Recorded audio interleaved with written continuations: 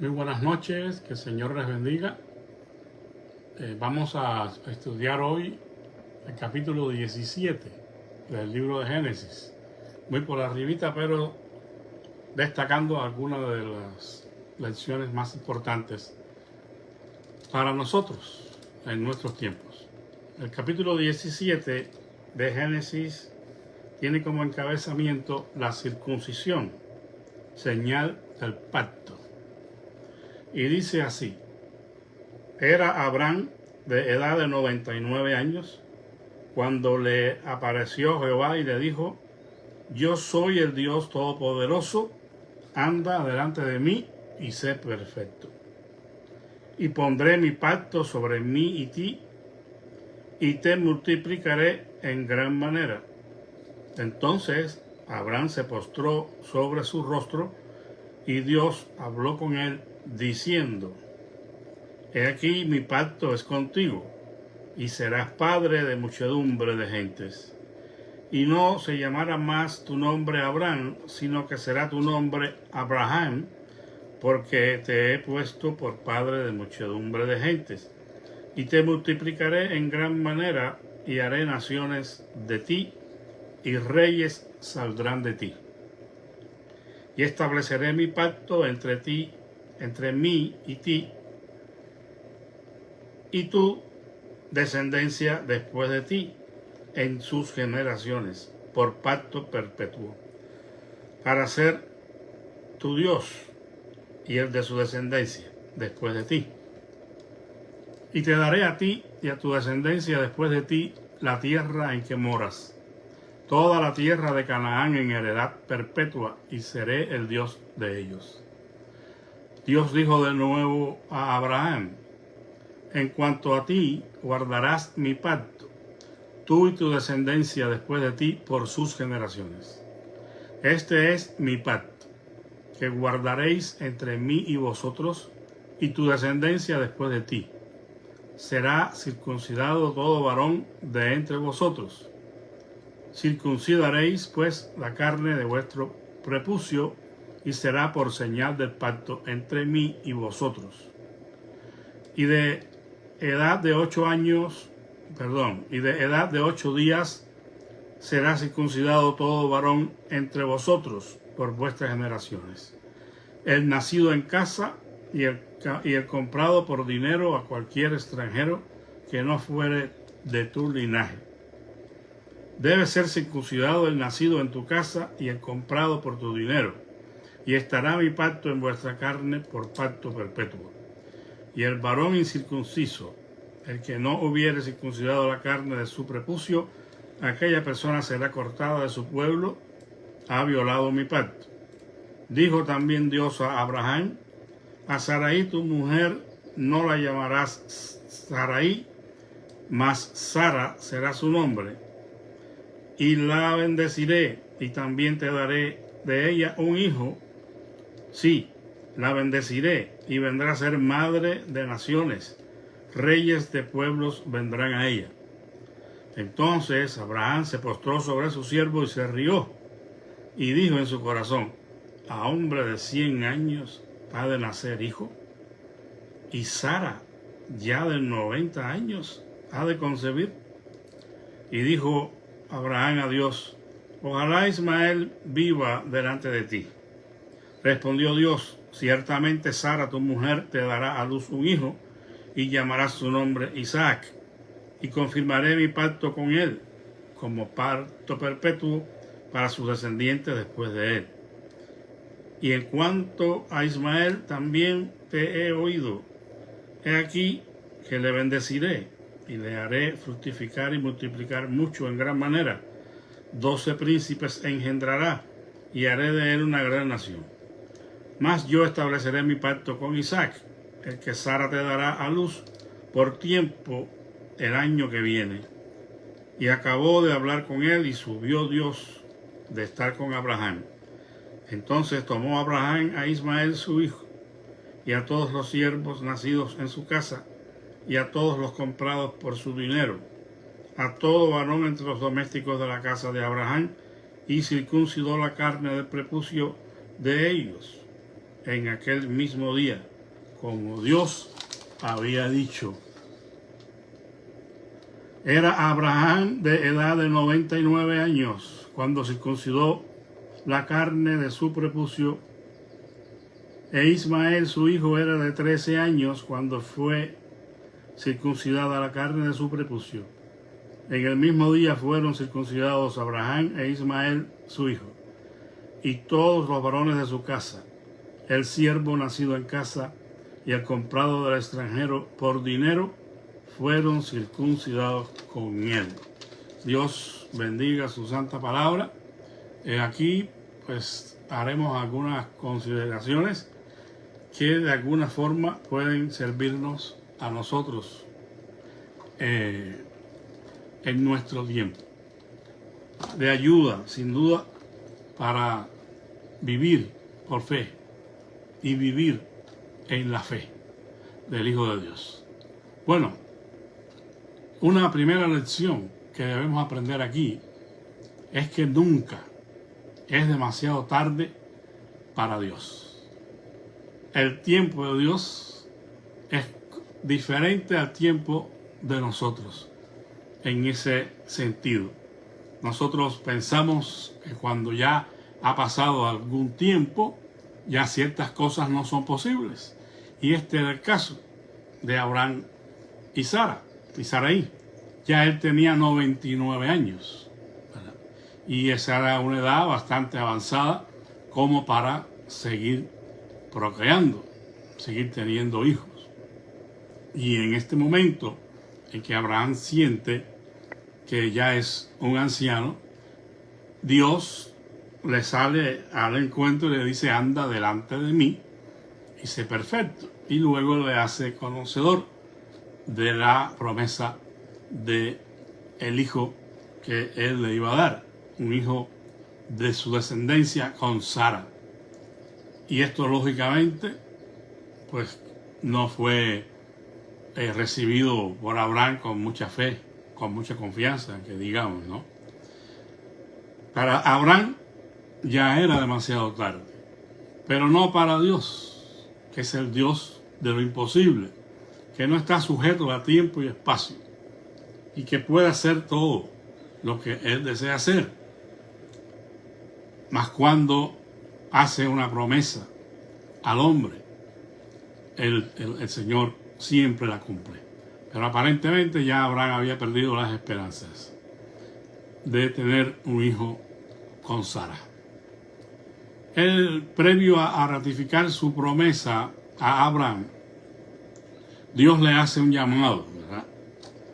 Que en cierto sentido podemos decir que fue un llamado universal para todos los creyentes de todos los tiempos, que es precisamente este del versículo 1: anda delante de mí y sé perfecto.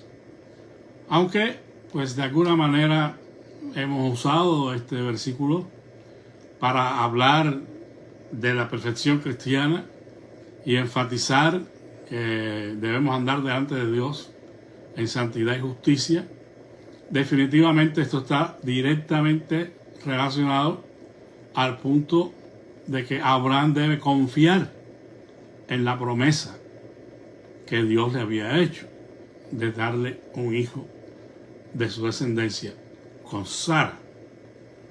La perfección está aquí equiparada a caminar en obediencia al Señor, con fe, con confianza en lo que Él ha prometido.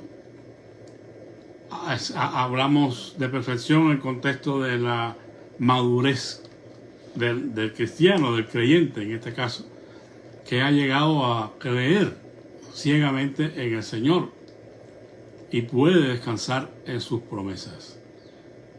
En este sentido, todos estamos llamados a caminar delante del Señor y ser perfectos, ser hallados perfectos en obediencia, en carácter cristiano maduro.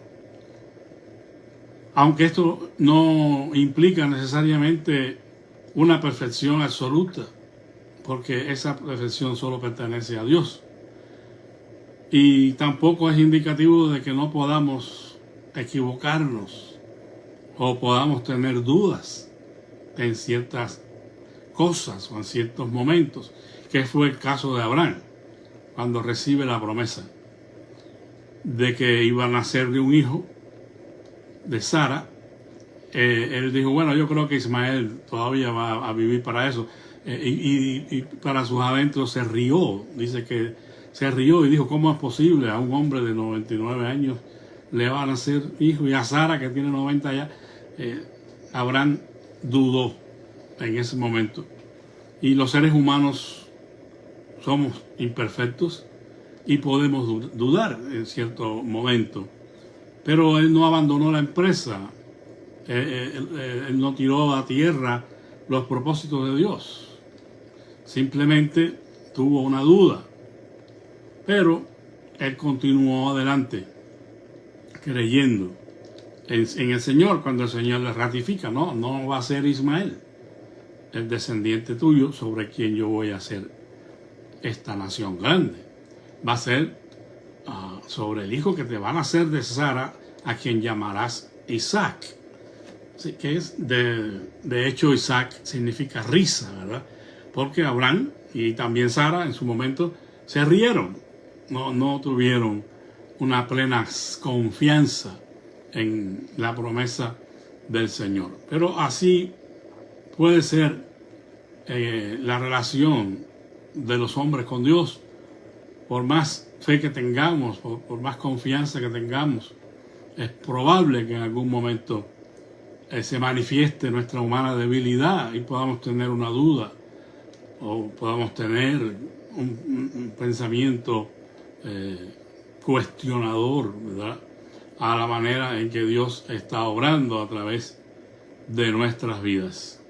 El punto es que debemos caminar hacia el cumplimiento de la promesa de Dios, aun cuando tengamos dudas, aun cuando pongamos en un momento dado en tela de juicio la palabra o la promesa de Dios para nosotros, porque lamentablemente pues el hombre caído puede tener esas tendencias, solamente que tiene la posibilidad de aferrarse al Señor y seguir creyendo en lo que Dios ha prometido, porque esa es la manera en que podemos hacer que el plan y el propósito de Dios se cumpla en nuestras vidas.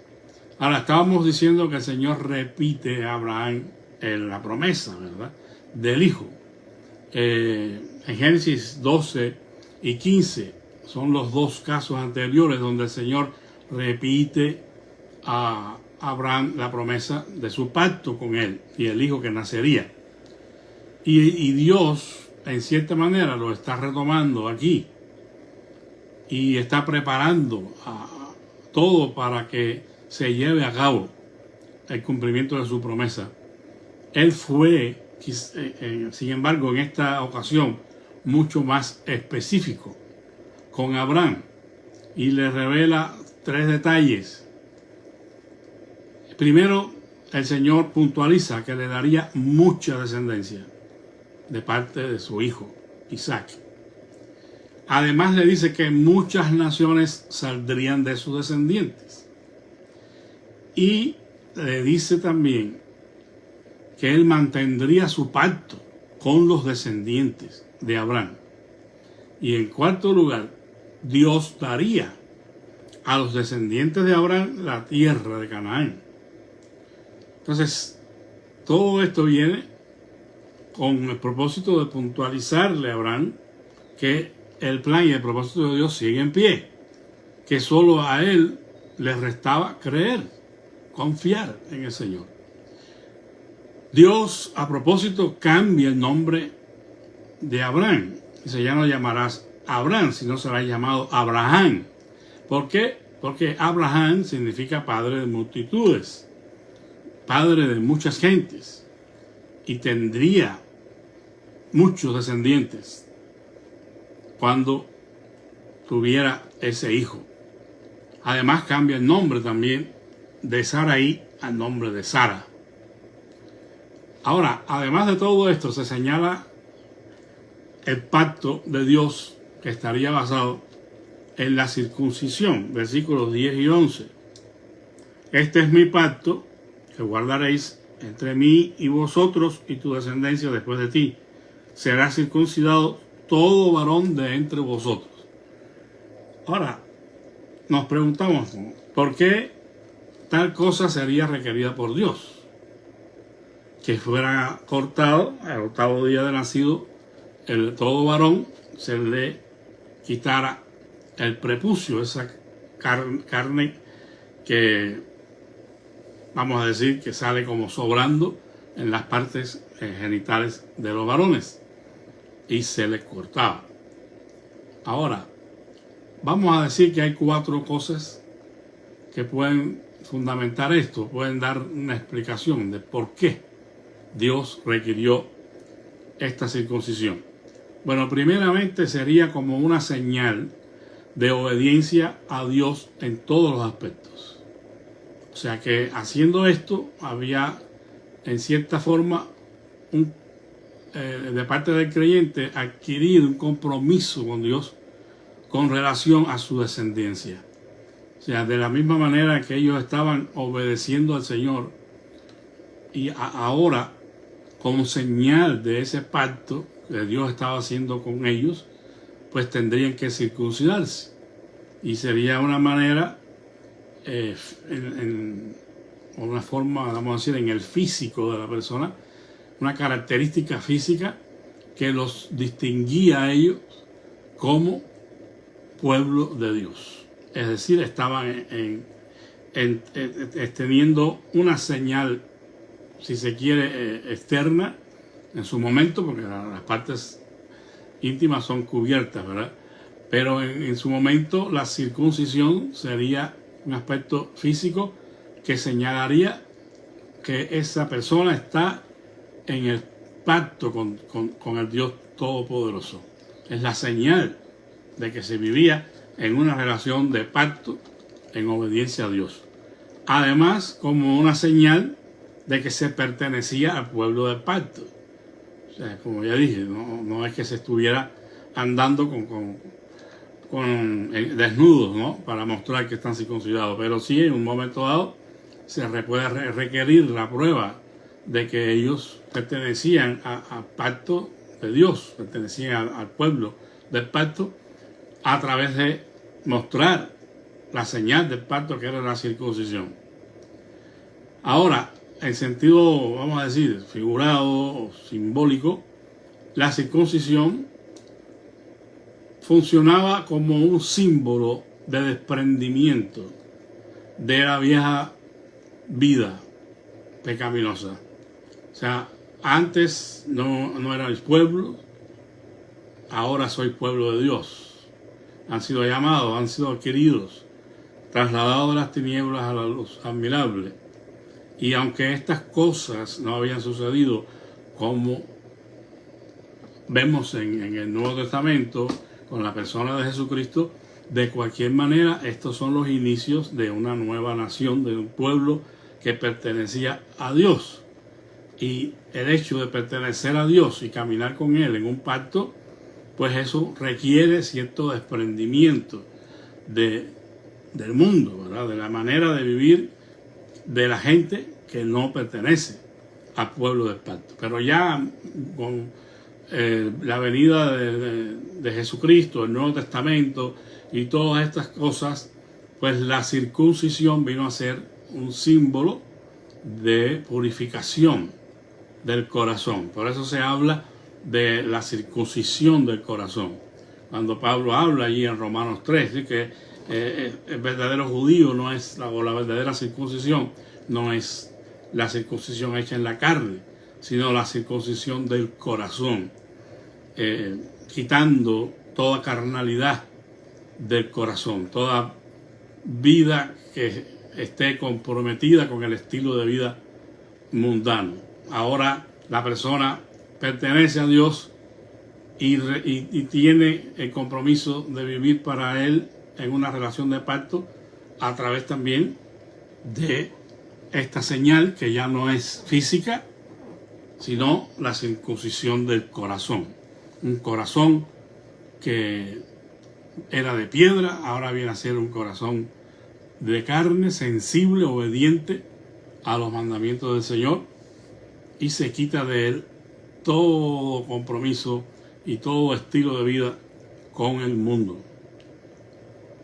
Ahora, una cuarta implicación del significado de la circuncisión, de por qué era requerida, probablemente porque era una medida higiénica. O sea, hay muchas cosas que Dios mandó a su pueblo que están relacionadas con el cuidado de la salud y que hoy quizás no son necesarias de la misma manera que lo fueron en ese contexto. Pero Dios, que sabe todas las cosas, estaba guardando a su pueblo de contaminaciones, de enfermedades, y la circuncisión ayudaba para evitar ese tipo de contaminación o de contagio con enfermedades. Con el asunto de la dieta podemos pensar igual. Ciertas prohibiciones que Dios hizo estaban relacionadas a guardar a su pueblo en las circunstancias que ellos vivieron. El mundo pues no estaba tan desarrollado como ahora y estaban expuestos eran más vulnerables para contraer una enfermedad o cualquier otra cosa a través de la dieta, y por eso Dios le da una dieta específica y hace esas prohibiciones de no comer ciertos alimentos, cómo deberían ser preparados otros, y en fin, el cuidado de Dios sobre su pueblo. Ahora, habíamos dicho que Abraham, cuando recibe esta promesa, él se ríe. Versículo 17 dice: entonces Abraham se postró sobre su rostro y se rió y dijo en su corazón: a hombre de 100 años ha de nacer hijo, y Sara ya de 90 años ha de concebir. O sea, cuando Dios le ratifica la promesa, Abraham se ríe. Y muchas veces quizás nos hemos preguntado, ¿no?, cómo es posible que Abraham dudara de Dios, teniendo las evidencias que había tenido en su vida de la existencia de Dios y de su carácter y todo lo demás, cómo Dios lo había guardado cuando salió de Ur de los Caldeos y todo eso. Uno dice, bueno, ¿cómo es posible que una persona de fe, como el calibre de Abraham, y teniendo la experiencia que ha tenido, de pronto vemos aquí que está dudando? Ahora, esto que voy a decir requeriría mucha más explicación. No quiero que se confundan, pero puedo asegurar que a pesar de la fe que nosotros podamos tener, la duda no estará del todo ausente en nuestras vidas en algún momento determinado, porque somos seres humanos y somos débiles. Y bueno, de pronto dice, ¿cómo es posible entonces entender Santiago 1, 6 y 7, donde dice que el que se acerca a Dios es necesario que crea que le hay, porque Él es galardonador de los que le buscan, que pide con fe, no dudando nada, porque el que tal hace no recibirá cosa alguna del Señor? Es decir, la duda. Pero yo pienso que esto sería una duda sistematizada, una tendencia a siempre estar dudando de Dios y de sus promesas, de Dios y de cómo Él nos pide que vivamos una vida íntegra, una vida de santidad, y pensamos eso es imposible. Bueno, en ese caso, pues esa duda es un poco diferente a que en un momento dado como este, Abraham de pronto dice, ¿cómo es posible? Si yo tengo 99 años y mi esposa tiene 90, y esto es imposible, ¿verdad? Y se ríe. Bueno, yo creo que en algunos momentos las personas pueden, a pesar de su fe, tener ciertas dudas. Sin embargo, esa duda, cuando no nos impide que continuemos caminando con Dios en obediencia, en perfección, entonces es parte de nuestra experiencia y nosotros debemos sobreponernos a ella. Con razón, el apóstol Pablo, cuando nos habla de la necesidad que tenemos de armarnos de toda la armadura de Dios, nos habla del escudo de la fe para detener los dardos de fuego del maligno. O sea que la batalla que Satanás tiene con nosotros es una batalla en la mente. La mente es el campo de batalla donde se libran las batallas de la fe. Y en ese proceso de perfección en el que estamos nosotros caminando en el Señor, de pronto va a surgir la duda. Pero esa duda no va a dominarnos. Nosotros, como gente de fe que confiamos en el Señor, usamos la fe para sobreponernos a la duda y mantenernos creyendo en las promesas del Señor. Eso es lo que hace la diferencia. No que seas de tal manera perfecto que nunca vas a dudar absolutamente nada. Bueno, las personas que han pasado por diferentes experiencias muy difíciles en su vida, crisis de diferentes naturalezas, la crisis de la enfermedad, por ejemplo, cuando somos diagnosticados con una enfermedad terminal y cosas así que nos mueven el tapete, decimos, ¿no? Que nos ponen a pensar y de pronto viene un pensamiento de duda, pero es el momento de rechazarlo y de afirmarnos en el Señor y en lo que Él ha prometido para nosotros, abandonándonos en sus manos, porque tampoco podemos decir de que no podemos ser sometidos a ningún tipo de enfermedad o crisis porque estamos con el Señor. Eso no es algo que respalda la palabra de Dios. La Biblia está llena de gente de fe que caminaron con el Señor y que tuvieron grandes problemas en su vida, de diferentes naturalezas, y se sobrepusieron a ellos y siguieron caminando con el Señor. Y algunos hasta dieron su vida por causa de su fe, pero no llegaron nunca a abandonar al Señor ni a abandonar su fe. Entonces, lo que resta es que en el momento en que podamos ser blancos del enemigo y venga a la duda a nuestras vidas, pues hay que vencer por medio de la fe, porque la fe es un arma que nosotros tenemos para resistir al enemigo y todas esas artimañas, todos esos dardos de fuego. Concentrémonos en el Señor, concentrémonos en su carácter, pensemos en esos momentos de debilidad. ¿Ese Dios a quien sirvo es un Dios de compromiso o no? ¿Es un Dios fiel o no? ¿Es un Dios que ha cumplido o no ha cumplido sus promesas? ¿Es un Dios que le ha fallado a alguien? Bueno, esas preguntas, las respuestas definitivas van a ser no. Dios no ha fallado. Dios no ha dejado de cumplir sus promesas. Dios no ha abandonado a sus siervos, a sus hijos a la merced, ¿verdad? A lo que venga. No. Él siempre ha estado presente. Y circunstancias difíciles van a venir. Y muchos de estos que caminaron con Dios finalmente tuvieron que dar su vida por causa de su fe. Si no, pueda leer allí el capítulo 11 de Hebreos y se dará cuenta de que hay allí una gran lista de héroes de la fe que pagaron con sus vidas el ser fieles al Señor. Ahora, por eso Dios no los guardó, Dios no los libró, es que eso es lo que le tocaba a ellos. Y fue para ellos un gozo y un privilegio. La Biblia dice, porque a vosotros os es concedido, a causa de Él, no solo que creáis en Él, sino que también padezcáis por Él. Pero la gente no quiere escuchar esa parte del Evangelio y quiere pensar de que no vamos a estar expuestos a ningún tipo de problemas, ni a ninguna enfermedad, ni a ninguna situación de crisis. Pero eso es una mentira. El secreto está en creer que Dios no cambia, que Él no falla y nosotros solamente debemos continuar caminando con Él en obediencia, creyendo a lo que Él nos ha prometido. Ahora, en el versículo 20, porque Abraham, una de las preocupaciones que tenía Abraham era Ismael. De pronto, pues él pensó que Ismael era el hijo de la promesa. Quizás estuvo todos esos 13 años pensando en que iba a ser Ismael. Pero el Señor claramente le dice, no es Ismael, va a ser un hijo tuyo con Sara que se llamará Isaac.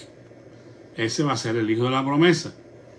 Pero Dios no se olvidó de Ismael. Versículo 20 dice, y en cuanto a Ismael, también te he oído.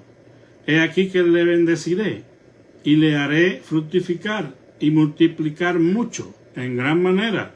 12 príncipes engendrará y haré de él una gran nación. Mas yo estableceré mi pacto con Isaac, el que Sara te dará a luz por este tiempo el año que viene. O sea que tampoco Dios se iba a olvidar de este muchacho, como ya se demostró en el capítulo anterior, cuando Sara tiene esas diferencias con Agar, y Agar termina huyendo al desierto, ¿no? Pues allá estuvo el Señor cuidando de ella, y se le apareció y le habló el ángel de Jehová, y le dijo que no tuviera temor, porque también de Ismael saldría una gran nación, y bueno, le ordenó que regresara y se pusiera bajo el servicio de Sara nuevamente. O sea que el Señor en ninguna manera iba a olvidarse de este otro joven que se puede imaginar usted, a los 13 años, ya es preadolescente, no sé, pensando él quizás que iba a ser el hijo de la promesa, y de pronto ahora se parece Sara embarazada. Los pensamientos que habrá tenido Ismael pues deben haber sido tremendos, ¿no? Él estaba ya viendo que estaba en peligro su ascendencia, ¿verdad? Como el principal, como el hijo de la promesa. Y no podemos especular, pero seguramente esto creó algún tipo de preocupación y de trauma, ¿verdad?, en Ismael. Sin embargo, la promesa de Dios tenía que cumplirse, y por muy devastadora que fue o haya sido esta noticia de que Sara estaba embarazada, pues había que aceptar la voluntad de Dios. No sería Ismael, sino sería Isaac, el que sería el hijo de la promesa. Un duro golpe, definitivamente. A lo mejor Ismael ya estaba acostumbrado a que lo trataran como el hijo de la promesa y todo eso, pero hay que entender que lo que Dios dice, eso es lo que ha de suceder, y nosotros debemos optar siempre porque se lleve adelante la voluntad de Dios. Simplemente este niño pues fue víctima de sus propias circunstancias, de estas dos mujeres con celos y todo esto, del apurón de Sara para que naciera el hijo, porque también se cansó de esperar y pensó que quizás ya no iba a venir el hijo de la promesa. Bueno, en fin, una serie de circunstancias tremendas, pero la misericordia de Dios no dejó a este muchacho sin un futuro. También le dio nombre, le dio descendencia, le dio tierras. Ha sido pues muy difícil lo que se ha visto lamentablemente con los descendientes de Ismael y el pueblo de Dios y todo, pero el Señor no lo abandona. Ahora, el problema fue que Ismael decidió, al verse atrapado en un proceso mayor que él mismo, porque él de pronto pues, visto qué cosa es, ¿verdad? Él no puede impedir estas situaciones que se avecinaban, no pudo impedir de ninguna manera que Abraham tuviera un hijo con Sara. Hay aquí una enseñanza tan definitivamente importante, porque Ismael, yo pienso que el problema fue que decidió, por medio de sus acciones, más bien ser parte del problema y no de la solución. Porque empezó a arguir con Isaac y a burlarse de él y toda una serie de actitudes negativas, ¿no? Que hablaban del celo, del enojo que sentía, la frustración que sentía. Pero pudo haber tomado partido no por esa parte, no por medio de acciones que fueran agresivas hacia Isaac, que era el hijo de la promesa. Es posible que Ismael hubiera tomado otras decisiones y no ponerse de enemigo o de oponente de Isaac, porque sería oponerse al plan de Dios. Entonces, si no se hubiera burlado de Isaac y hubiera colaborado, pues quién sabe, la historia sería otra. El punto, hermanos, es que hay circunstancias que no podemos cambiar. Simplemente se presentan y nosotros no tenemos el poder para cambiarlas. Pero hay algo sobre lo que sí podemos tener control, y son nuestras decisiones después. Se ha presentado la situación, se me va de las manos, yo no puedo solucionarla, pues ¿qué decisión voy a tomar? ¿Me voy a enojar? ¿Me voy a frustrar? ¿Me voy a oponer a todo y a todos? ¿O más bien voy a asumir una actitud, no de pesimismo, pero sí de aceptación de la situación, porque no la puedo cambiar? Entonces, si no la puedo cambiar, entonces tengo que asumir una actitud positiva de poder aprender de esas circunstancias que no son las favorables, que no son las que quisiéramos. Algo de eso hablamos el domingo, ¿verdad? La capacidad que tenemos de aprender en medio de los conflictos y en medio de los problemas. Pero las decisiones las tomamos nosotros. Estas decisiones, si son correctas, ayudarán a que vivamos por encima de nuestras circunstancias, en victoria sobre ellas.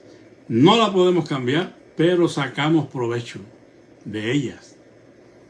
Y Dios puede enseñarnos grandes lecciones y darnos grandes bendiciones aún en medio de esas situaciones complejas que se han presentado en nuestra vida. Ponía el ejemplo y eso es muy común. Hay padres cristianos, incluso pastores, que de pronto han tenido un hijo y el hijo viene con un problema genético, una enfermedad como el síndrome de Down o cualquier otra enfermedad que trae un peso y una carga tremenda sobre la vida de estos padres. Sin embargo, no se han enojado contra Dios, no se han opuesto, no han maldecido a Dios, sino que han sacado provecho. El Señor, ahora, ¿cómo puedo sobreponerme a estas circunstancias? Es más, ¿cómo puedo yo ayudar a esta criatura que tú has permitido que nazca así en mi hogar? ¿Y cómo puedo ayudar a otros? Ponía de ejemplo personas que a raíz de una situación como esta han desarrollado después ministerios o agencias que se dedican a atender ese tipo de problemas con los cuales ellos tuvieron que enfrentarse. Y se hace entonces una gran bendición. Respuestas a todas las cosas no las vamos a tener nunca. Nos vamos a ir con muchas preguntas, pero confiados en que Dios es sabio y que lo que Él ha permitido en nuestras vidas es para nuestro bien, aun cuando hayamos sido nosotros los responsables, porque hay situaciones que no las buscamos nosotros por nuestras malas decisiones. Pero aún allí, cuando nos arrepentimos y miramos al Señor, Él permite que saquemos provecho, que aprendamos lecciones valiosas en nuestra fe.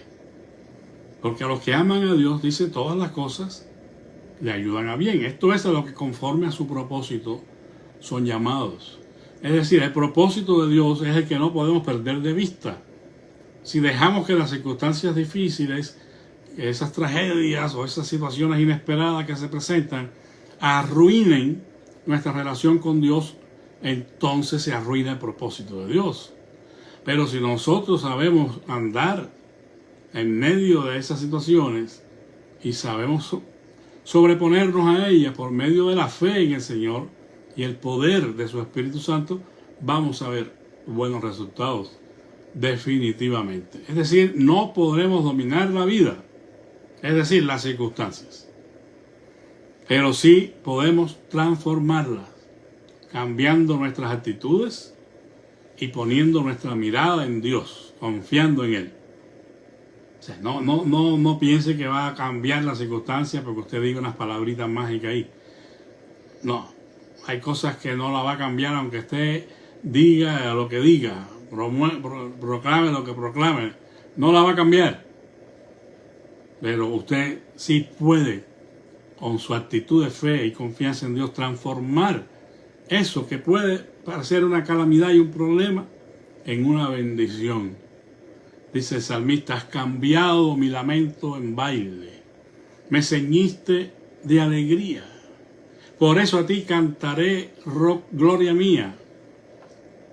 O sea, el Salmo 30, creo que es 15, Dios cambia las circunstancias cuando asumimos actitudes correctas. Cuando atravesamos el valle de lágrimas, lo cambiamos en fuente porque tenemos la visión de Dios en Sión. Sabemos en quién hemos creído y cómo Él se glorifica en nuestras vidas. Así que, amados hermanos, Dios me los bendiga a todos. Sigamos creyendo, sigamos caminando, aun cuando el viento es contrario. Porque recuerde, el viento no va a ser favorable a nosotros. El viento es contrario. El mundo es contrario a nuestros principios, a nuestra fe. Y por eso es que debemos pararnos firmes, como es el varón justo, ¿verdad? Que es como el buen árbol plantado junto a las corrientes de agua, que da su fruto en su tiempo y su hoja no cae. Que la paz de Cristo sea con todos, que tengan una feliz noche. Que Dios les bendiga. Un abrazo, hermanos. Bye.